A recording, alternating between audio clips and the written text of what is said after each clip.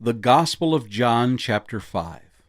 After this there was a feast of the Jews, and Jesus went up to Jerusalem. Now there is in Jerusalem by the sheep gate a pool, which is called in Hebrew Bethesda, having 5 porches. In these lay a great multitude of sick people, blind, lame, paralyzed, waiting for the moving of the water. For an angel went down at a certain time into the pool and stirred up the water. Then whoever stepped in first, after the stirring of the water, was made well of whatever disease he had. Now a certain man was there who had an infirmity 38 years. When Jesus saw him lying there, and knew that he already had been in that condition a long time, he said to him, "Do you want to be made well?" The sick man answered him, "Sir, I have no man to put me into the pool when the water is stirred up. But while I am coming, another steps down before me." Jesus said to him, "Rise, take up your bed and walk." And immediately the man was made well, took up his bed and walked. And that day was the Sabbath. The Jews therefore said to him who was cured, "It is the Sabbath. It is not lawful for you to carry your bed." He answered them, "He who made me well said to me, 'Take up your bed and walk.'" Then they said to him, "Who is the man who said to you, 'Take up your bed and walk'?" But the one who was healed did not know who it was, for Jesus had withdrawn, a multitude being in that place. Afterward Jesus found him in the temple and said to him, "See, you have been made well. Sin no more, lest a worse thing come upon you." The man departed and told the Jews that it was Jesus who had made him well. For this reason the Jews persecuted Jesus and sought to kill him, because he had done these things on the Sabbath. But Jesus answered them, "My Father has been working until now, and I have been working." Therefore the Jews sought all the more to kill him, because he not only broke the Sabbath, but also said that God was his Father, making himself equal with God. Then Jesus answered and said to them, "Most assuredly, I say to you, the Son can do nothing of himself, but what he sees the Father do. For whatever he does, the Son also does in like manner. For the Father loves the Son, and shows him all things that he himself does, and he will show him greater works than these, that you may marvel. For as the Father raises the dead and gives life to them, even so the Son gives life to whom he will. For the Father judges no one, but has committed all judgment to the Son, that all should honor the Son just as they honor the Father. He who does not honor the Son does not honor the Father who sent him. Most assuredly, I say to you, he who hears my word and believes in him who sent me has everlasting life, and shall not come into judgment, but is passed from death into life. Most assuredly, I say to you, the hour is coming, and now is, when the dead will hear the voice of the Son of God, and those who hear will live. For as the Father has life in himself, so he has granted the Son to have life in himself, and has given him authority to execute judgment also, because he is the Son of Man. Do not marvel at this, for the hour is coming in which all who are in the graves will hear his voice and come forth, those who have done good to the resurrection of life, and those who have done evil to the resurrection of condemnation. I can of myself do nothing. As I hear, I judge, and my judgment is righteous, because I do not seek my own will, but the will of the Father who sent me. If I bear witness of myself, my witness is not true. There is another who bears witness of me, and I know that the witness which he witnesses of me is true. You have sent to John, and he has borne witness to the truth. Yet I do not receive testimony from man, but I say these things that you may be saved. He was the burning and shining lamp, and you are willing for a time to rejoice in his light. But I have a greater witness than John's, for the works which the Father has given me to finish, the very works that I do bear witness of me, that the Father has sent me. And the Father himself who sent me has testified of me. You have neither heard his voice at any time, nor seen his form. But you do not have his word abiding in you, because whom he sent, him you do not believe. You search the Scriptures, for in them you think you have eternal life, and these are they which testify of me. But you are not willing to come to me that you may have life. I do not receive honor from men. But I know you, that you do not have the love of God in you. I have come in my Father's name, and you do not receive me. If another comes in his own name, him you will receive. How can you believe who receive honor from one another, and do not seek the honor that comes from the holy God? Do not think that I shall accuse you to the Father. There is one who accuses you, Moses, in whom you trust.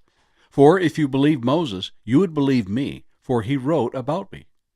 But if you do not believe his writings, how will you believe my words?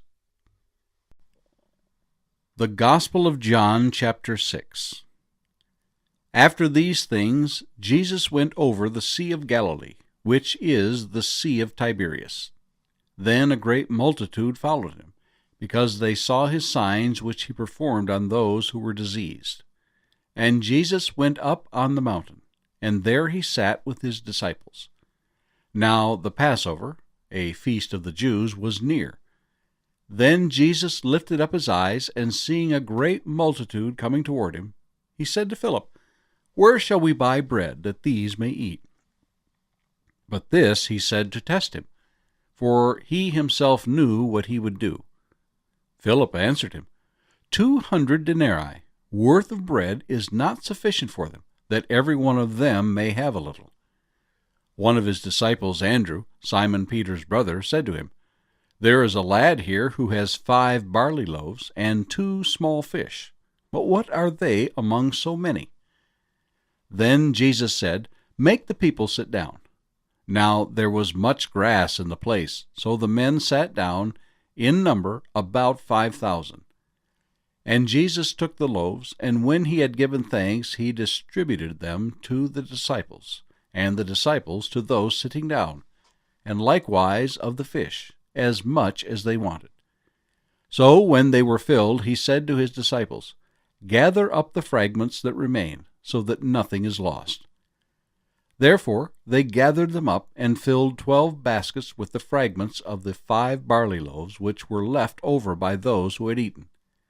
Then those men, when they had seen the sign that Jesus did, said, This is truly the prophet who is come into the world. Therefore when Jesus perceived that they were about to come and take him by force to make him king, he departed again to the mountain by himself alone. Now when evening came, his disciples went down to the sea, got into the boat, and went over the sea toward Capernaum. And it was already dark, and Jesus had not come to them. Then the sea arose because a great wind was blowing. So when they had rowed about 3 or 4 miles, they saw Jesus walking on the sea and drawing near the boat, and they were afraid. But he said to them, It is I, do not be afraid. Then they willingly received him into the boat, and immediately the boat was at the land where they were going. On the following day, when the people who were standing on the other side of the sea saw that there was no other boat there, except that one which his disciples had entered, and that Jesus had not entered the boat with his disciples, but his disciples had gone away alone. However, other boats came from Tiberias, near the place where they ate bread after the Lord had given thanks. When the people, therefore, saw that Jesus was not there, nor his disciples, they also got into boats and came to Capernaum, seeking Jesus. And when they found him on the other side of the sea, they said to him, Rabbi, when did you come here? Jesus answered them and said, Most assuredly, I say to you, you seek me, not because you saw the signs, but because you ate of the loaves and were filled. Do not labor for the food which perishes, but for the food which endures to everlasting life, which the Son of Man will give you, because God the Father has set his seal on him. Then they said to him, What shall we do that we may work the works of God? Jesus answered and said to them, This is the work of God, that you believe in him whom he sent. Therefore they said to him, What sign will you perform then, that we may see it and believe you? What work will you do? Our fathers ate the manna in the desert, as it is written, He gave them bread from heaven to eat. Then Jesus said to them, Most assuredly, I say to you, Moses did not give you the bread from heaven, but my Father gives you the true bread from heaven. For the bread of God is he who comes down from heaven and gives life to the world. Then they said to him, Lord, give us this bread always. And Jesus said to them, I am the bread of life. He who comes to me shall never hunger, and he who believes in me shall never thirst. But I said to you that you have seen me, and yet do not believe. All that the Father gives me will come to me, and the one who comes to me I will by no means cast out. For I have come down from heaven, not to do my own will, but the will of him who sent me. This is the will of the Father who sent me, that of all he has given me I should lose nothing, but should raise it up at the last day.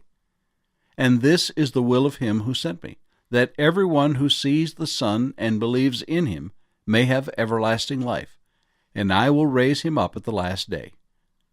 The Jews then complained about him, because he said, I am the bread which comes down from heaven. And they said, Is not this Jesus, the son of Joseph, whose father and mother we know? How is it then that he says, I have come down from heaven? Jesus therefore answered and said to them, Do not murmur among yourselves. No one can come to me unless the Father who sent me draws him, and I will raise him up at the last day. It is written in the prophets, and they shall all be taught by God. Therefore, everyone who has heard and learned from the Father comes to me. Not that anyone has seen the Father, except he who is from God. He has seen the Father. Most assuredly, I say to you, he who believes in me has everlasting life. I am the bread of life. Your fathers ate the manna in the wilderness, and are dead. This is the bread which comes down from heaven, that one may eat of it and not die. I am the living bread which came down from heaven. If anyone eats of this bread, he will live forever. And the bread that I shall give is my flesh, which I shall give for the life of the world. The Jews therefore quarreled among themselves, saying, How can this man give us his flesh to eat? Then Jesus said to them, Most assuredly, I say to you, unless you eat the flesh of the Son of Man and drink his blood, you have no life in you. Whoever eats my flesh and drinks my blood has eternal life, and I will raise him up at the last day. For my flesh is food indeed, and my blood is drink indeed. He who eats my flesh and drinks my blood abides in me, and I in him. As the living Father sent me, and I live because of the Father, so he who feeds on me will live because of me. This is the bread which came down from heaven, not as your fathers ate the manna and are dead. He who eats this bread will live forever. These things he said in the synagogue as he taught in Capernaum.